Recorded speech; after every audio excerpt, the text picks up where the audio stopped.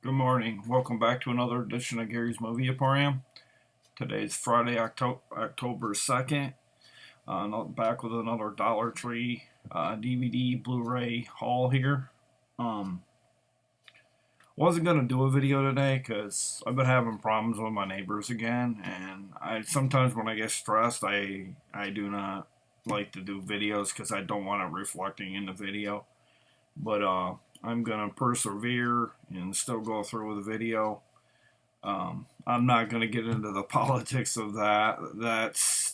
I don't wish bad neighbors on anybody. Let's just say that.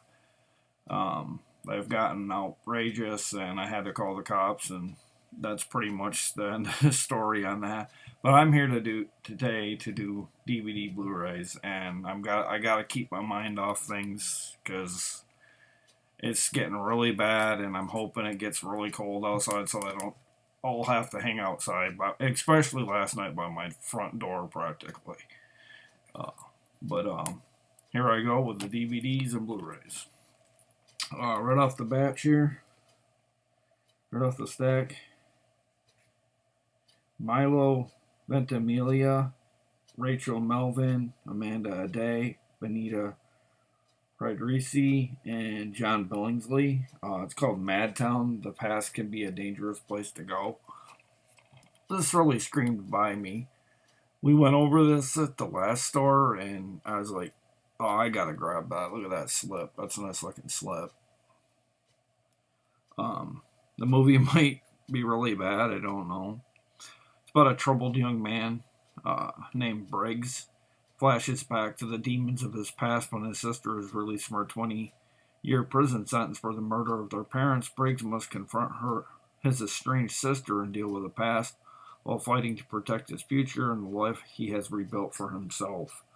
This is 112 minutes, and this is from 2017, in case you were wondering. Hope the lighting's a little better today. It looks like it is, based on the video I've shot so far. But yeah, this is Madtown with the slip. The only thing is it's stuck, so I'd rather not waste time in the video. Open it. Trying to just show you it slips off, but kind of cliched to keep doing that every video. But next up, I got Chamara Strain. Can Humanity Survive? I was gonna get this in a trade, but then I was able to find it, and then I'm like, well, there's no sense of him going through the trouble of sending this if I can get something else. This is really short from Vertical Entertainment. It's 72 minutes. I mean, it's barely a movie. 2018 on this Vertical title. Imagine a world without aging, injury, disease, or death. Rather than risk losing his dying children, an obsessive scientist decides to freeze them alive. Quint's experiment soon set him on a collision course with a shadowy figure whose bizarre motives trigger a chain of events with far-reaching consequences. I don't know if this is in a found footage kind of way. I have no idea. With the length, it just kind of, to me, with it being 72 minutes, it kind of screams like there could be elements of found footage in this. It doesn't really say that. But the length kind of screams. Found footage tend to be well under an hour and a half. Sometimes in cases like barely over an hour, because then about another 10 minutes of its credit. So makes me wonder how short this Chamara Strain really is. Next up, we got this yesterday.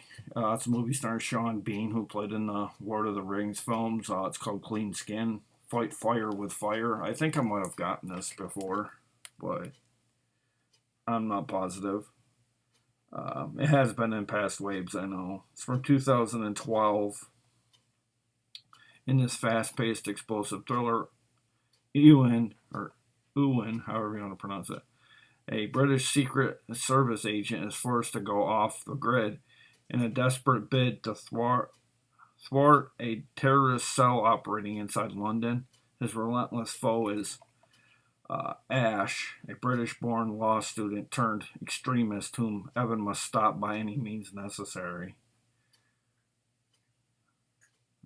So this is about a guy shutting down a terrorist, I guess.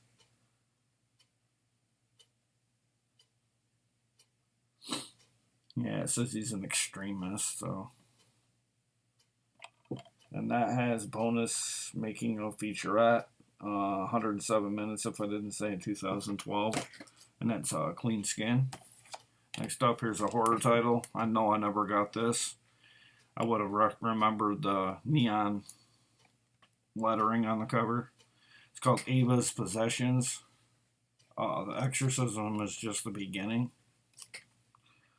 It's got pink writing up here and as well on the back. That's pretty neat. You don't see that very often. It's 87 minutes. It says it's in conjunction with Orion Pictures and Ravenous Films and Traction Media. It's from 2015. It does have Carol Kane in it as well, too. She's on the back here. It has... Who's that guy? I think he plays on The Walking Dead now, the latest season. He's a kind of chubby, bearded guy. I don't know if you can see him right. See him right there? Guy second from Be My left. I don't know if you know who I mean, but he plays in this. Kind of has like a Harley Quinn looking lady on the back there too. I don't know if you can see her right here. Kind of like a demented Harley Quinn, even more so. But this is Avas Possession. That looks really good. And then I got 2 bonus movie set here. Main movie being The Man Who Was Thursday. The 2 bonus films is Love and Rage and All Things to All Men.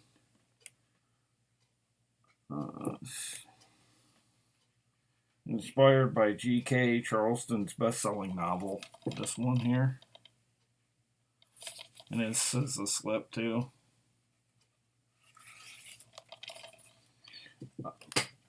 The main movie here, inspired by the J.K. Chesterton novel of the same name, The Man Who Was Thursday, is set in the world of Detective Gabriel Sim as he tries to infiltrate the Central Antichrist Council.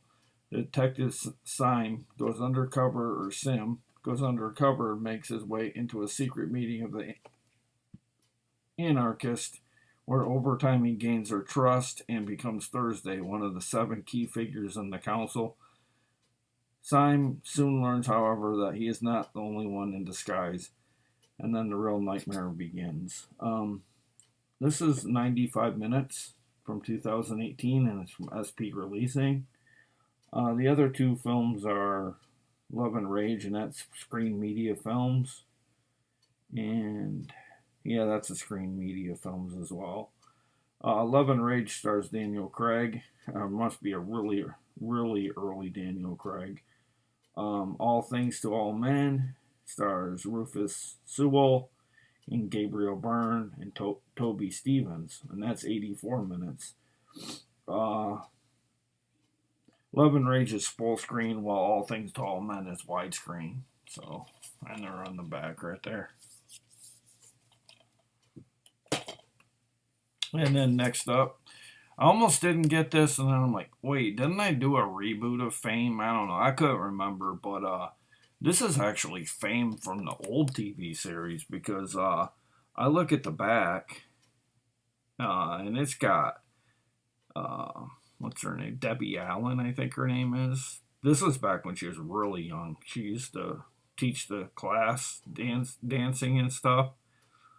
Yeah, and that, yeah, this looks like it was like, it happened like shortly after the Fame, the movie, came out, because a lot of these actors were in the Fame movie, unless they threw in the Fame movie in here. They could have. It's dual layer. It's from 1982, and it's almost 800 minutes, and it has an extensive amount of disc in here for what you're getting for $1. There's disc 1, which has 4 episodes 1 through 4. Disc 2 has episodes 5 through 8. Disc 3 has 9 through 12 for the episodes, and Disc 4 has 13 episodes 13 through 16. So I might as well keep getting these. I love Fame back when I was younger. I used to watch it weekly when it was on, I believe it was on CBS, but I could be wrong. But I did pretty good with that. And then I was able to get my hands on a horror film that I've never ever seen here with a slip. It's called Wind Demons of the Prairie. And I believe, yeah, on the back it says Shout Factory. It's from 2019. It's 88 minutes. I mean, they come equipped with a slip too, so.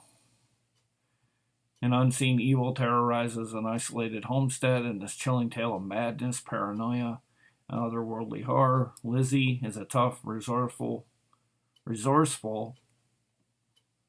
frontiers woman settling a remote stretch of land on the 19th century American frontier, far from civilization in a desolate wilderness where the wind never stops howling.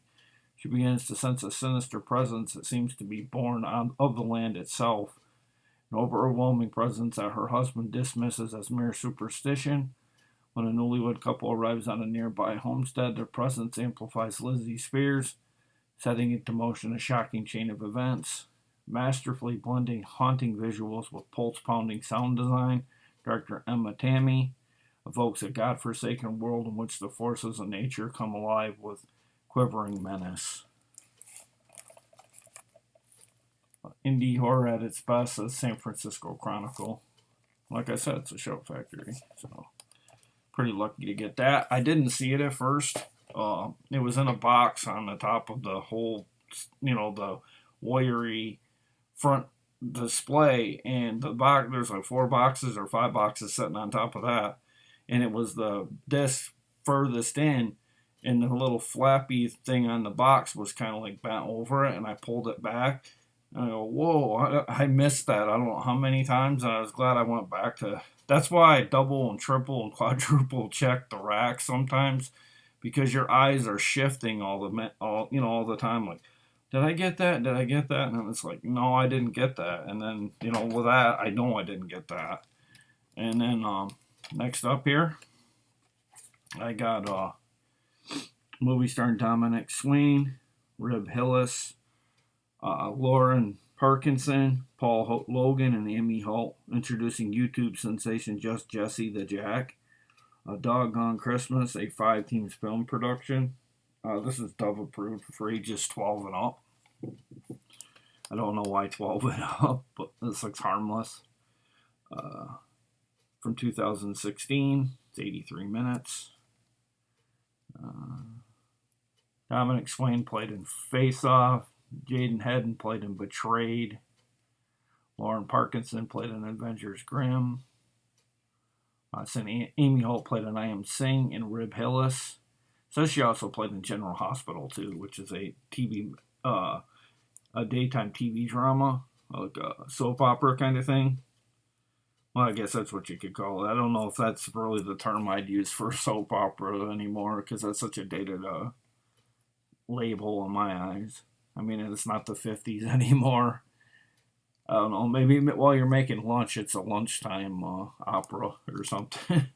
Because it just seems like a very, very dated reference, calling it a soap opera. Because we all know it means women used to watch soap operas while they were doing dishes.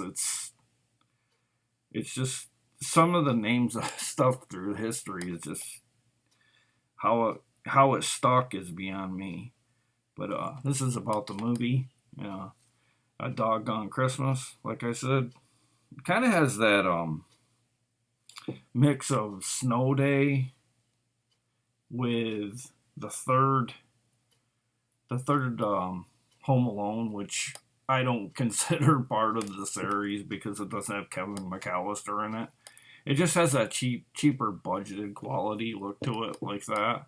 But I got it because, it's a Christmas movie, and like I said, there isn't many that I have that, I can honestly see myself watching. And this kind of, I consider watching this, especially with it being Christmas.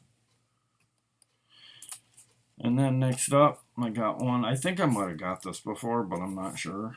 It's called Six Ways to Die, starring Vinnie Jones, Michael Renee Walton, Vivica Fox, Ray Ling, Dominic Swain. I think Dominic Swain was in this last one too. Yeah, back to back movies. Dominic Swain was in Doggone Christmas too. That's kind of neat. Tom Sizemore, of course. He's in everything. I think he's in every movie at the Dollar Tree. Him and Eric Roberts and Danny Trejo. They ought to make a movie together and call it uh, anything for a paycheck movie or something. they uh, they do all kinds of stuff. God bless them for that, but I don't know.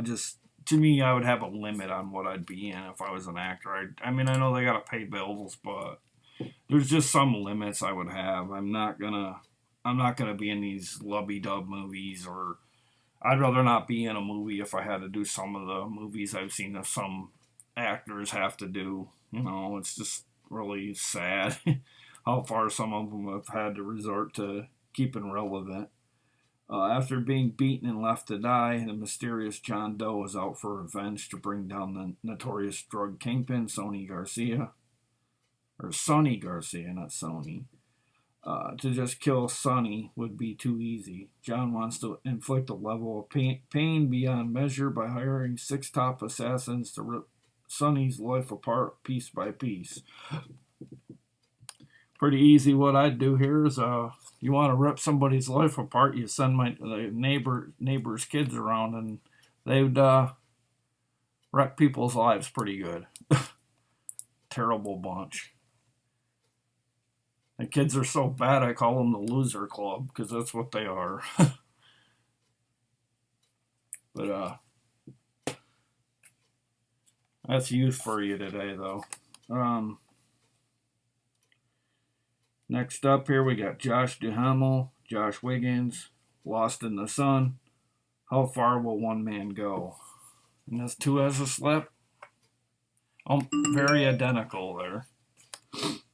This has kind of like a, I don't know if you can see it on video here. Yeah, it kind of has that. Yeah, you can't really pick it up too good, but it's got like this like really distinct look in the back to it. Every criminal needs an accomplice. Josh Duhamel, or Hamill, is a rugged small-time crook running from a past full of mistakes and regrets. He soon crosses paths with Lewis, a newly orphaned teenage boy who becomes an unwilling accomplice on an open road adventure fueled by robberies, guns, and deception. John's lonely outlaw lifestyle soon catches up with him, and he must confront his demons and decide if his life of doing wrong is still right for him and Lewis. If this is a road movie, I'm going to have all kinds of fun. I love road movies. Those are probably one of my top 5 favorite subgenres, are these on the road kind of things. Like I always like Road Trip, and anything that, you're on the road constantly, kind of like on Rain Man when they'd go town to town in the car. I love that part of Rain Man. I mean, I like the whole movie as a whole, but that when they were on the road, that was some of the best done scenes in the movie. Yeah, there was the comedy skits and stuff they did in there, but on when they were on the road, that was just like vintage to me. But that's Lost in the Sun. I don't know if I said the year. 2014. It's not rated, so I'm sure there's a lot of unrated carnage in this here and there. Something about this one says it's by me too. I don't know why. And then next up, last of, oh no, I got one more DVD. Sorry. And then next up, I got Vampire Dog Hang with Fang, the canine who's all bark and no bite. This is Dove approved as well. 91 minutes from 2011. Ace, Colin McKenzie, is just like any other new kid at school until he inherits Fang, voiced by Norm Macdonald. That ought to be great. I like Norm Macdonald. His grandfather's Transylvanian dog. Fang, however, is no ordinary canine. He's really a vampire dog that licks jelly from a bowl and even speaks English. Together, the two misfits discover that with a little teamwork and courage, anything is possible. Like I said, this was from 2011. It's an E1, it says. I think this might have been shot in Canada. Has some Canadian logos. Unless this was one that we got from Canada that happened to end up in this phase or wave. Uh, like I said, that's an E1 title. And then finally, we got a bunch of Blu-rays here. Well, not a bunch, but a decent amount. I was able to get. I saw more of these, but I didn't know if anybody would have wanted them because the title's kind of ridiculous. But it's movie starring Molly Quinn, Michael Welch, Carrie Elwes, and Lara Flynn Boyle. Hansel and Gretel Get Baked. This is a Tribeca film release here. 90 minutes. Since it's a comedy horror. 2012. Teenage siblings Hansel and Gretel are shaken out of suburbia when an intense new marijuana strain named Black Forest takes LA by storm. When Gretel's stoner boyfriend mysteriously disappears while on a run to buy more drugs, the siblings follow his breadcrumbs to the house of a little old lady, played by Lara Flynn Boyle, who was in Men in Black 2 and countless others, as well as Poltergeist 3, who has a very green thumb. When the seemingly sweet woman turns out to be a drug-growing evil witch who cooks and eats her wasted patrons for their youth, it's bake or get baked for Hansel and Gretel. The siblings must save their friend and each other from a gruesome death, or they will surely face the last high of their lives.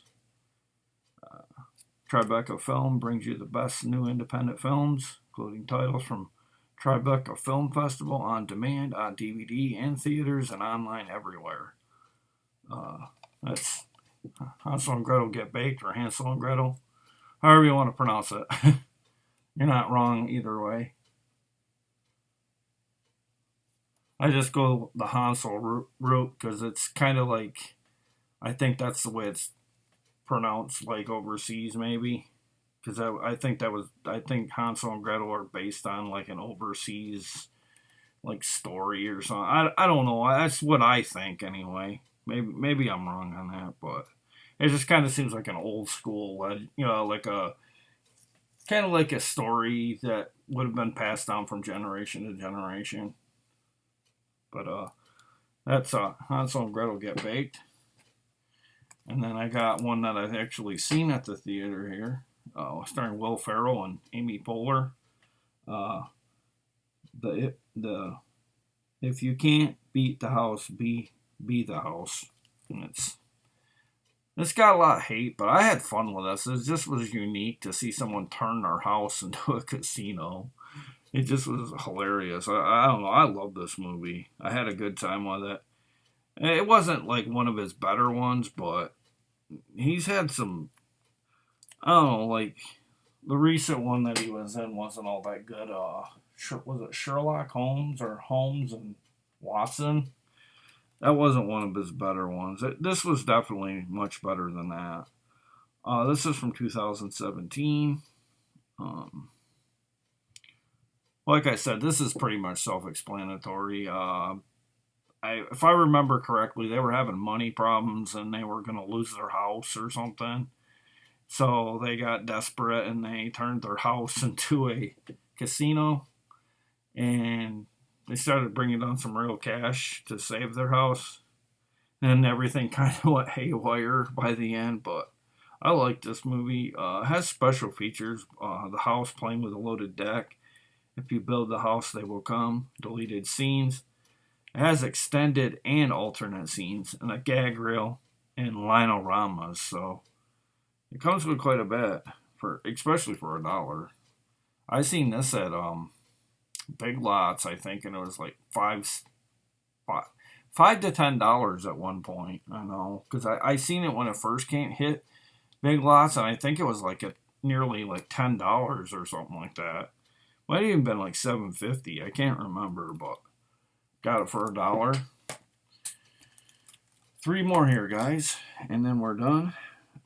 This is Jack and Diane starring Juno Temple, Riley Keough, featuring animation sequences by Quay Brothers and new music by Mum with Kylie Minogue. Love is a Monster, a harrowing and artful illustration of forbidden romance. This is the Huffington Post, and it's from Magnolia. It's from 2012. It's rated R, of course. Jack and Diane, 2 teenage girls, meet on a summer day in New York City and spend the night kissing ferociously.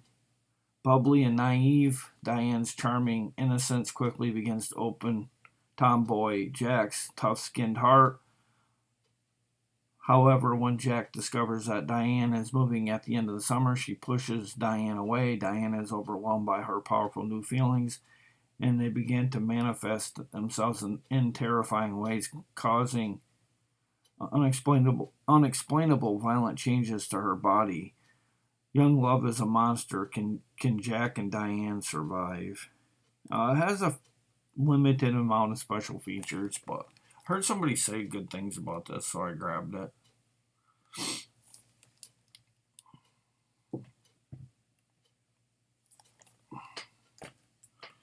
Okay, just 2 more here. And then I got my hands on an Ice Cube and Chris Tucker film. It's a director's cut. It's called Friday.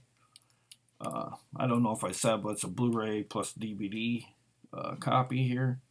A lot can go down between Thursday and Saturday. It's called Friday. It's rated R. It's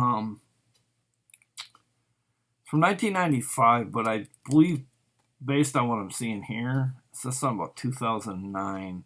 I don't know if maybe this director's cut, it was reissued in 2009 to have that director's cut available. Just another day, but what a day. A day that shows a lighter side to the life in the hood. That brought Ice Cube and Chris Tucker to a wider audience. That's now even more uproarious in an extended director's cut never before available. It's Friday, and Craig, Cube, and Smokey Tucker must come up with $200 they owe a local bully, or there won't be a Saturday. Co-writer Ice Cube, director F. Gary Gray, and other innovative talents lace the plot with shrewdly hilarious looks at family, including John Witherspoon, a preacher, Bernie Mac, the late great Bernie Mac, A Girl Next Door, Nia Long, and all manner of the good and bad of life in South Central. This is keep it real comedy for every day of the week. So, I've never seen this. I remember hearing a lot about it. I never really, it's a pretty good duo here to have in an urban setting with comedy and stuff, because Ice Cube just looks like that I'm gonna kick your butt kind of look all the time. It's funny. Chris Tucker's Chris Tucker. He's gonna be hilarious in it. So, and that's Friday. And then next up, you got Rosaria Dawson and Katherine Heigl. It's called Unforgettable. When Love Ends, Madness Begins. And this is the final movie that I'm showing in today's video. It's rated R, of course. It's from 2017, Warner Brothers. I've seen this one. This one was a pretty good little thriller. I mean, it wasn't great, but you could do worse for thrillers than this one. I've seen some really bad thrillers. Like, to date, probably one of my favorite thriller-type movies in this vein is The Hand That Rocks the Cradle. Another one I always liked was Pacific Heights.